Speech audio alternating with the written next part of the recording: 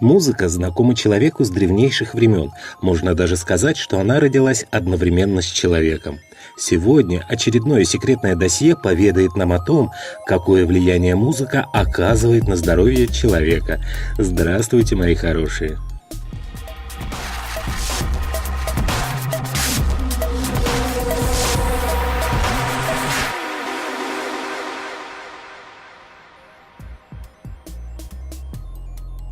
Как бы это удивительно ни звучало, но помимо слышимых нами звуков, окружающий мир буквально наполнен природной музыкой. Каждая частичка Вселенной, начиная от самой маленькой клетки и заканчивая планетами-гигантами, обладает голосом и напевает свой уникальный мотив. Поэтому закономерно было бы предположить, что, находясь в окружении этого многоголосого хора, человеческий организм не может не быть подвержен его влиянию.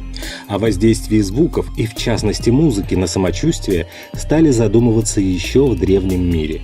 Такие великие ученые умы, как Демокрит, Аристотель, Платон и Авиценна, знали о целительной силе звуков и использовали их в своих практиках. А всем нам хорошо известный древнегреческий философ Пифагор лечил с помощью музыки как душевные, так и физические заболевания. Он говорил: душа должна быть очищена от противных рассудку влияний торжественным и величественным песнопением, которому полагается аккомпанимировать на лире.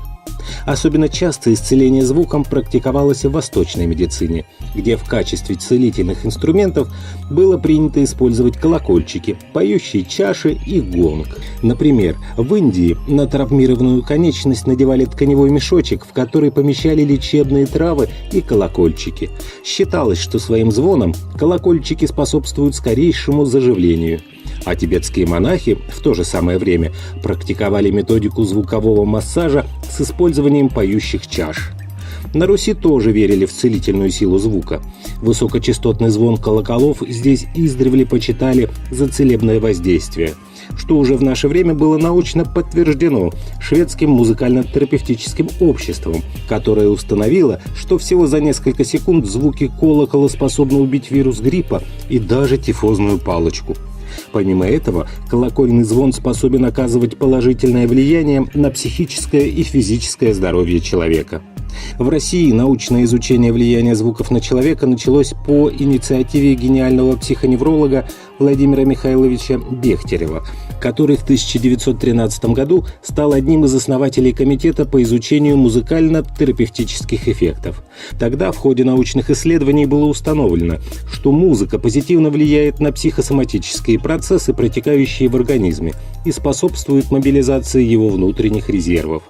Уже в конце 20 века многочисленными исследованиями по всему миру научно было доказано наличие благотворного воздействия музыки на сердечно-сосудистую, кровеносную, дыхательную системы, гормональную регуляцию, не говоря уже о влиянии на психоэмоциональное состояние человека.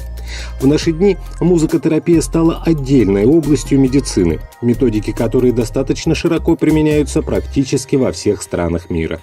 Например, врачи клиники в Мюнхене результативно используют музыкотерапию для лечения детских церебральных параличей. А в Соединенных Штатах Америки даже разработаны обширные каталоги лечебных музыкальных произведений, помогающих в терапии разнообразных заболеваний. Чем же объясняется возникновение подобных эффектов?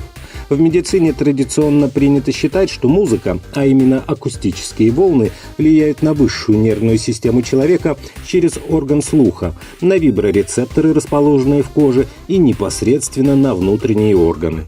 Наше ухо способно воспринимать звуки, лежащие в частотном диапазоне от 16 до 20 тысяч Гц. Поступивший в организм звуковой сигнал преобразуется в электронный импульс, за обработку которого отвечают различные участки головного мозга, самым чувствительным из которых является одна из древнейших частей мозга – гипоталамус. Гипоталамус можно назвать своего рода центральным процессором, связывающим между собой нервную и эндокринную системы. Он является самым таинственным и в то же время наиболее важным органом, отвечающим за наш организм. Именно от его работы зависит правильное пищеварение, терморегуляция, дыхание, половое поведение, сердечный ритм, сон. Помимо этого, недавние научные исследования доказали, что гипоталамус также играет важную роль в формировании эмоций и памяти. Звуковые колебания различной частоты провоцируют гипоталамус на стимуляцию всевозможных нейроэндокринных реакций, которые, в свою очередь, становятся причиной изменения в состоянии организма. Например, в тот момент, когда нам очень нравится прослушиваемая музыка, в нейронах головного мозга происходит выделение эндорфинов, гормонов удовольствия, которые оказывают обезболивающее действие и повышают остроту приятных ощущений. Таким образом, подобрав мелодию в определенном частотном диапазоне, возможно воздействовать как на определенные органы или системы, так и на работу организма в целом. Еще одним важным критерием музыки, который оказывает влияние на человека, выступает ее громкость. Здесь речь идет не только о ухудшении слуха при превышении предельно допустимого уровня громкости, но и о торможении деятельности всей нервной системы, а как следствие снижении ответных реакций организма. Вообще, со звуком связано очень много удивительных открытий в медицине. Ученые из Великобритании установили, что влияние музыки на психику человека подобно допингу, применяемому некоторыми спортсменами. Прослушивание музыки во время тренировок позволяет увеличить результативность на 20%. А американские медики опытным путем подтвердили, что прослушивание музыки помогает уменьшить тревогу и снизить болевой порог. С 50-х годов прошлого столетия многие сети общественного питания, в том числе знакомый всем нам Макдональдс, взяли на вооружение еще одно открытие, касающееся музыки. Дело в том, что медленная и спокойная музыка, звучащая в зале, заставляет посетителей как можно дольше задерживаться в заведении, а вот быструю и энергичную музыку включают в час максимального наплыва клиентов. Она ускоряет покупателей, заставляя быстрее сделать свой выбор. Еще один поразительный факт, касающийся звука, был установлен с помощью космических аппаратов Voyager 1 и 2. Оказалось, что в космосе распространены ионизируемые акустические звуковые волны, которые появляются при взаимодействии солнечного ветра и ионосферы космических тел. И ученым удалось записать песни, исполняемые планетами Солнечной системы. Самым неожиданным оказалось то, что голоса планет странным образом совпадают со звуками, которые издает человеческое тело, биение сердца и дыхание. Впоследствии на японском телевидении с целью нормализации сна у детей в вечернем эфире успешно транслировалась песня нашей матушки Земли. Кстати, услышать голоса планет, находящиеся в библиотеке НАСА, вы можете, посетив нашу группу ВКонтакте, где в ознакомительных целях они размещены в разделе «Аудиозаписи». Что касается влияния различных музыкальных жанров, то тут больше всего изучено действие классической музыки. Классические произведения Вивальди, Бетховена, Чайковского, Шуберта снимают тревожность, раздражительность, понижают вероятность возникновения депрессий. А влияние музыки Моцарта даже обзавелось отдельным термином – эффект Моцарта.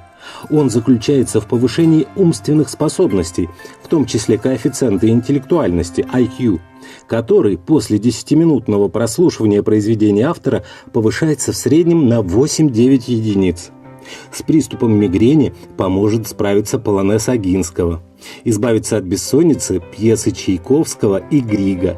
А вот за рулем классическую музыку слушать не стоит, так как у водителя под ее воздействием происходит снижение внимания и реакции. Для справки, в Великобритании наиболее энергичное произведение Вагнера «Полет Валькирии» даже было признано самым опасным для прослушивания за рулем. Если говорить о других музыкальных жанрах, то отдельно стоит выделить рок, где уже не все так однозначно. Мелодичный рок снимает напряжение и заряжает энергией, а вот тяжелый рок, наоборот, разрушительно влияет на организм, нарушая внутреннюю гармонию. Рэп и хип-хоп могут вызвать у слушателей как чувство агрессии, так и улучшить настроение и общительность.